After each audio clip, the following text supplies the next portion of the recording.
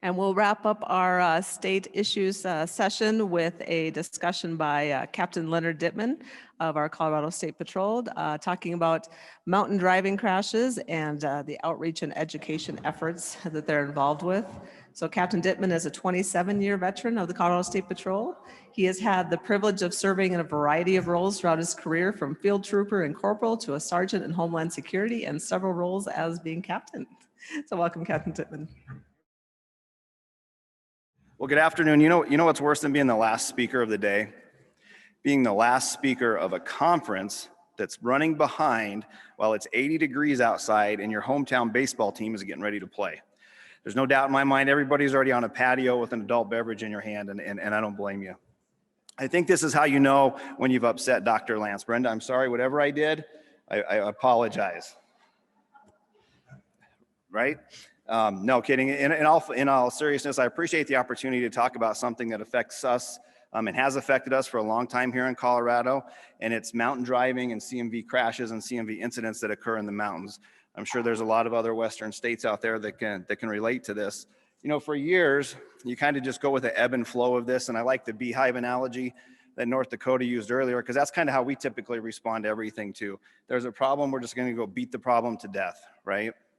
Well, and that works for a while, and then every so often, like I'm sure a lot of you can relate, there's an event that happens that refocuses and drives new direction, puts new energy into truly trying to take a look at an incident or an event and really maybe a culture even in terms of mountain driving and CMV crashes with that. So that event for us, and Craig Hurst from CDOT mentioned it yesterday, and I apologize, there's a little bit of overlap between Craig and mine's presentation because there's a lot of work done on the back end where we shared strategies and stuff going forward. So that event was April 25th of 2019 for us.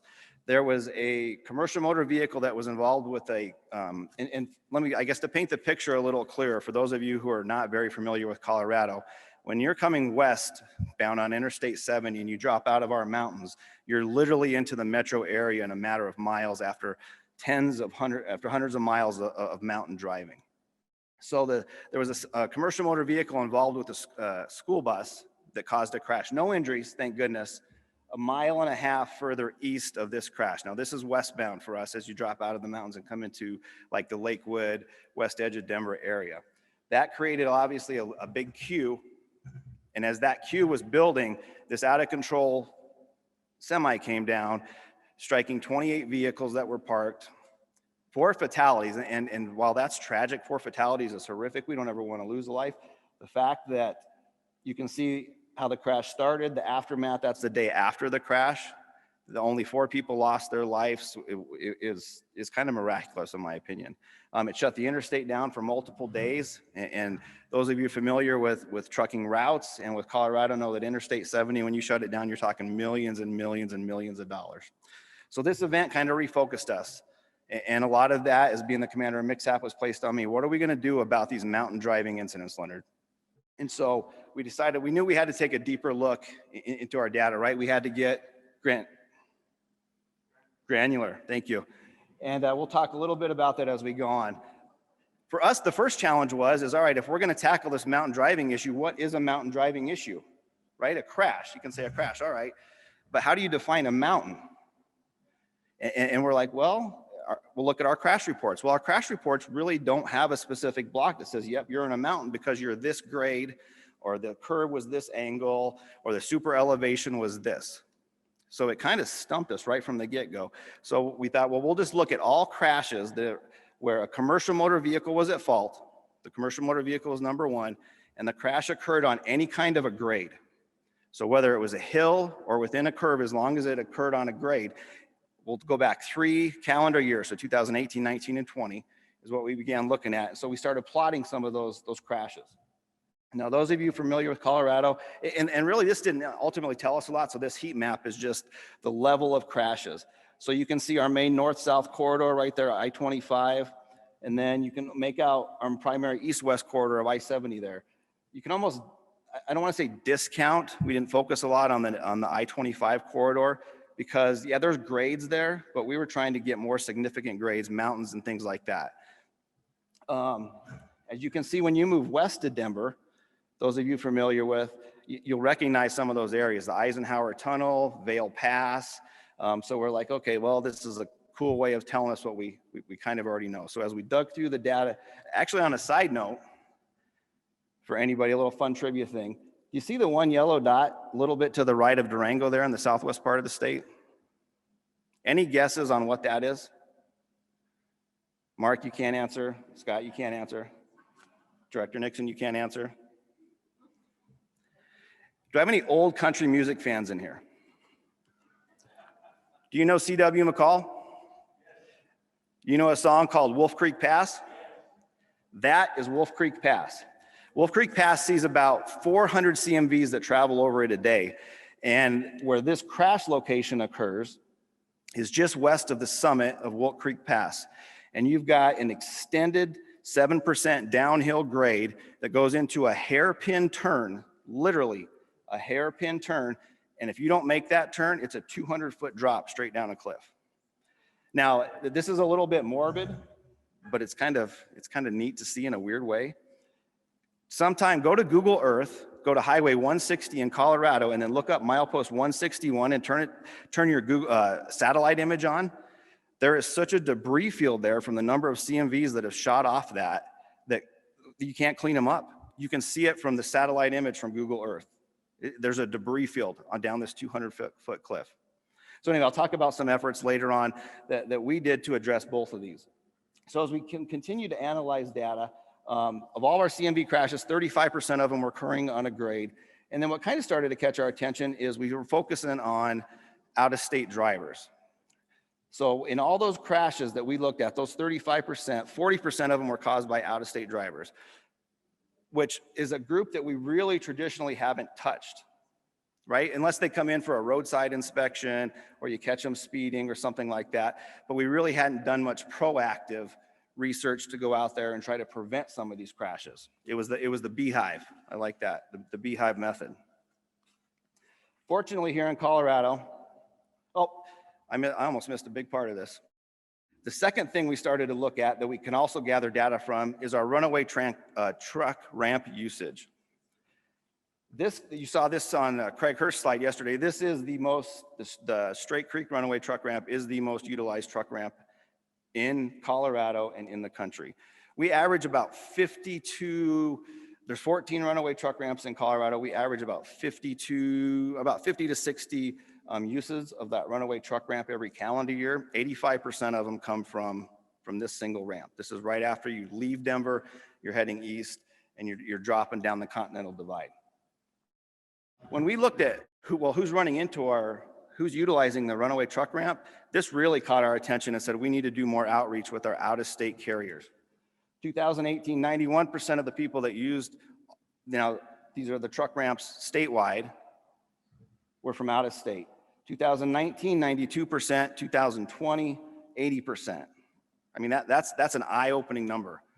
And so we thought, well, we really have to focus our efforts now on trying to get proactive messaging out in terms of mountain driving, what it's like, the hazards, everything else to our industry partners outside of Colorado. You heard Captain Hahn mention it earlier, and it's so true. We're fortunate here. We have a great working relationship with the Colorado Motor Carriers Association, industry partners, and really with CDOT too. And that's a relief to have that kind of cooperation as you try to tackle a problem like this. So you saw these slides too yesterday. So we convened Colorado Motor Carriers Association, a group of truck drivers and state patrol, and we began brainstorming how can we get this messaging put out there. We developed strategies. I won't go into real detail on the Mountain Rules program and the video. There's the YouTube link. I would really encourage you to take a look and share it with your own trucking agencies if possible. But I won't spend a lot of time on that. We kicked off this event, and I also won't spend a lot of time on the drive-wise and pre-pass warning systems, because you saw that yesterday with Craig Hurst. We kicked this event off with a press conference and a big social media release. We were able to get all of our local news channels up there. Even got a little bit of national coverage on it because of the crash that kind of preempted all this or set this whole thing in motion. And I think one thing that we did that was a little bit different and it was important for us though, we had our chief stand up on stage and during his press conference said, let me tell you what, we have truck ramps here. And if you use a truck ramp, you will not be cited for it. You will not be charged for it. Now, that doesn't mean if you use the truck ramp and then you don't have a driver's license, you won't be cited for that. But just by going into the truck ramp, you're not going to be charged for it. We wanted people comfortable and okay with using these because we had heard feedback from industry that they're worried about getting tickets if they go up into the truck and use the truck ramp. So that was a big part of our initial messaging with all this. The Mountain Rules campaign kind of developed from there. We were able to, when we first proposed this, I'm trying to remember the time frame.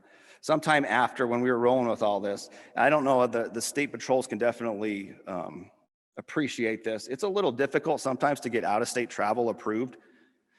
So one thing we wanted to do though that we took, for us, let me back up. It's hard to get out-of-state travel approved. And then if you're gonna take a marked patrol car out of state, it's even more challenging. Well, we got invited by California Highway Patrol. They had a big summit that they were going to do with commercial motor vehicle carriers down by their border. And we were able to secure approval to have two of our troopers drive our marked trucks out there, take a PBBT out there, and then start to do a show and tell, and then start pushing this mountain safety driving thing. So that was kind of our first step in that, but that was quite an accomplishment to see marked patrol cars getting pictures taken in In-N-Out Burger in California, and I won't tell you about the ones in front of Vegas and that, but so that was another strategy that we did. If you think back to that little dot I talked about in Wolf Creek Pass, CDOT started a campaign actually prior to this even called Beware of the Wolf to try to proactively push some messaging out. Well, when all this was going on, CDOT committed to us. We wanted to run a little test and said, well, what happens if we stop every single truck at the top of Wolf Creek Pass before they descent? So they secured some overtime with us, CDOT, and we paid troopers to sit up there and literally stop every single commercial motor vehicle, make sure their brakes were good for about a 6-month time period. It's obviously not sustainable financially or with manpower wise, but in those 6 months, anybody want to guess on how many crashes we had? 0, not a one. So just another strategy. Sometimes these little slogans like beware of the mountain or beware of the wolf or the mountain rules kind of catch a little bit of traction and grab some headlines. So that's kind of where we're at. Currently, I think going forward, we're going to look harder at this data. When I talked about those 80 to 90% of commercial motor carriers that were licensed outside of the state who are utilizing our runaway truck ramps, there were 2 states that popped up big time. 11% of the time it was drivers out of Florida, and then 33% of the time it was drivers out of, where's my friends from Texas? So you're probably going to see us, or I might hit you up later. But so now our future efforts are going to be focused more on the eastern part of the country, because most of our truck ramp usage is occurring on the westbound, and then they're coming from folks back to the east. We've also had some talks with Sirius XM Radio about putting some public service announcements on some of these trucking channels and things like that to talk about mountain driving. So I try not to keep everybody too long. That's kind of where we're at. I'm happy to take questions, recommendations, thoughts. Thanks, Captain Dittman. That's great. Anybody have any comments? Any questions?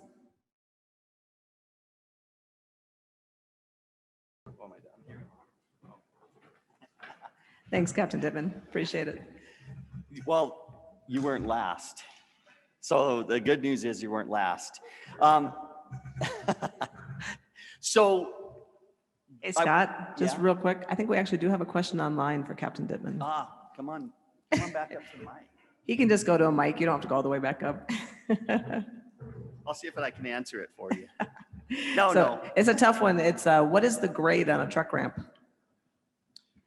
So it varies. I couldn't tell you anyway, to be perfectly honest. If Craig was still here, he'd be the guy to ask. But some of them don't even have a grade, or it's a very minor grade, but they're just the ones loaded with sand and barrels. Some of them go straight up a mountain. CDOT's had conversations. We don't have these yet, but the ones that actually pinch you in as you drive into them and it wedges you in. So there's not a standard. It's more dependent upon the available space and terrain and grade of the road and mountain around it. Definitely a physics formula on how much sand you use and movable barriers. Right.